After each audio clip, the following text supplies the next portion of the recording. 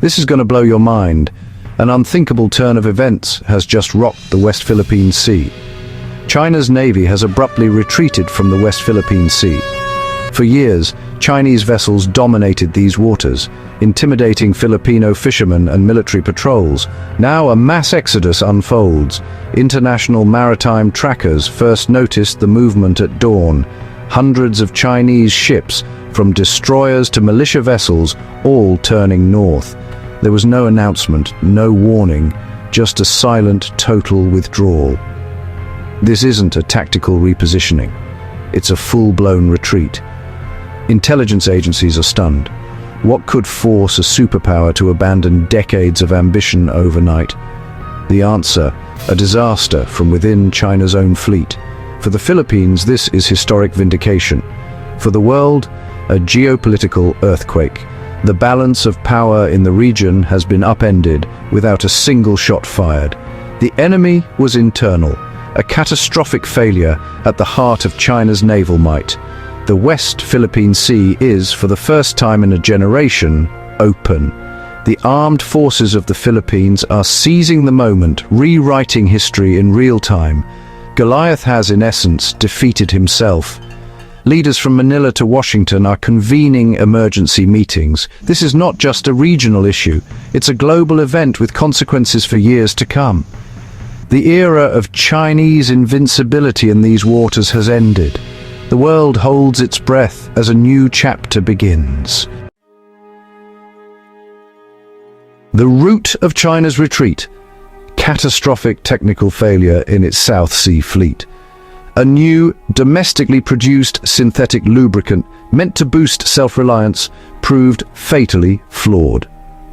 Under operational stress, it broke down into corrosive sludge, clogging fuel lines and destroying engines. Ship after ship lost power. Destroyers, frigates, even massive Coast Guard cutters, all dead in the water. The fleet's pride became a liability floating steel coffins, powerless and adrift. Engineers worked frantically, but the damage was irreversible. Weapon systems and surveillance went dark. The fleet was blind and defenseless. The disaster was systemic. The flawed lubricant had been used across the entire fleet. Outside, observers noticed satellites and drones saw ships drifting. Electronic chatter silenced. The once arrogant fleet was now signaling for tugboats, humiliated. The downfall was quiet, insidious, a total systems failure. The dragon was not slain by an enemy, but poisoned by its own hand. The world watched as China's naval ambitions ground to a halt. The collapse was not explosive, but absolute. A superpower's might, undone from within. In Guangzhou, disbelief turned to panic as red and black markers of dead ships multiplied on command screens. Initial reports were dismissed as glitches, but soon the truth was undeniable. The entire forward fleet was incapacitated. Communication broke down. Headquarters was blind and deaf. Desperate, China's Central Military Commission activated the White Flag Protocol, a secret directive for immediate withdrawal. Ships that could move fled north. Those that couldn't were ordered scuttled to prevent foreign inspection. The priority shifted from territorial control to damage control and avoiding humiliation. The retreat was chaotic, a scramble to escape exposure. Global maritime trackers lit up with the unprecedented exodus. The White Flag Protocol was a tacit admission of defeat, not to an enemy, but to their own hubris. The world watched, astonished, as China's armada abandoned the sea it once claimed. A void was left behind, ready to be filled. As news of China's retreat spread, the armed forces of the Philippines sprang into action. Operation Tagumpay, Operation Victory, was launched to reclaim every feature within the Philippine EEZ. Navy vessels raced to key locations: Mischief Reef, Subi Reef, Scarborough Shoal. C-130s delivered elite Marines and Special Forces. The plan: secure, fortify, and establish control before China could respond. Landings began at Pag-asa Island, quickly reinforced as a forward base. Marines fanned out to the Spratlys, targeting abandoned Chinese-built islands. They expected resistance, but found only deserted bases and hastily abandoned equipment. Filipino forces moved with precision, reclaiming territory lost for decades. In hours, the AFP asserted control over contested areas. The victory was won not by battle, but by readiness and seizing the moment. A new reality was established on the water.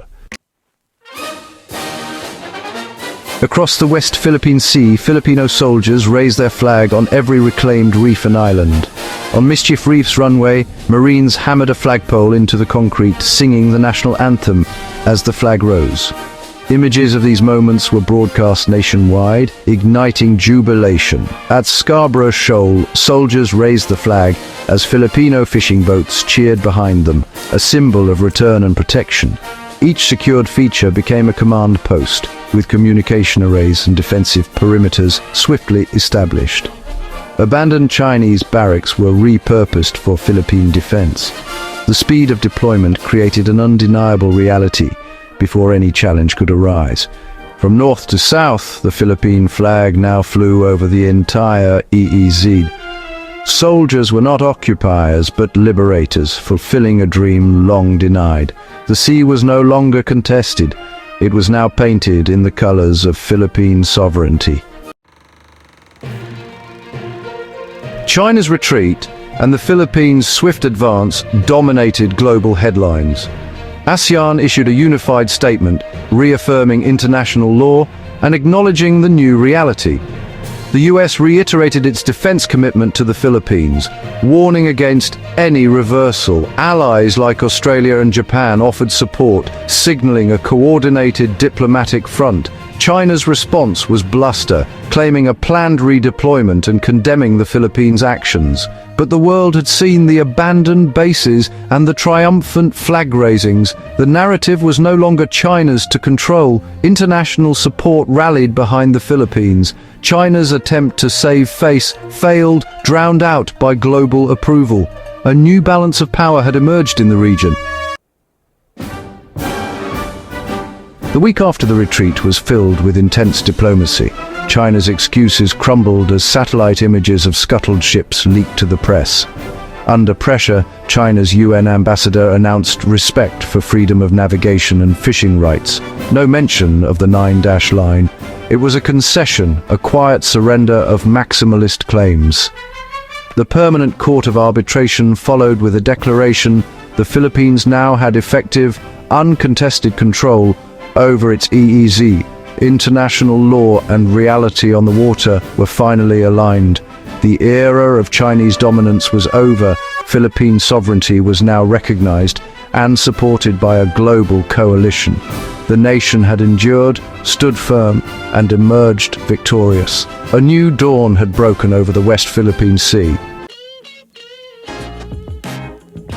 News of victory sparked nationwide celebration in the Philippines. Streets filled with people waving flags, chanting "Atin ito," "This is ours."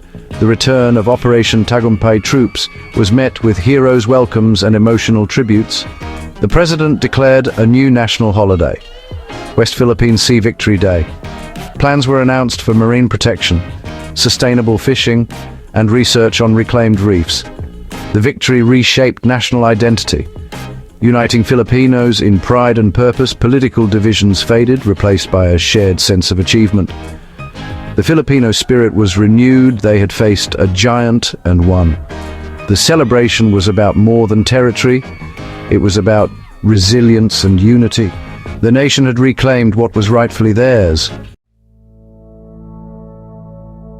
As the Philippine flag flies over every reef, a new era begins in the West Philippine Sea. The events proved that history can turn on the smallest of failures, a batch of faulty lubricant. China's downfall is a lesson in the importance of every link in the chain. For the Philippines, the challenge now is governance, development, and protection. The world will watch to see if this victory becomes a legacy of peace and stability. The 2016 arbitral ruling, once dismissed, is now the legal bedrock of Philippine sovereignty. This is a victory for all who believe in rules over force. The Philippines story is an inspiration. Right can prevail over might. As this chapter closes, new questions arise. How will China respond, and what does this mean for Asia's future?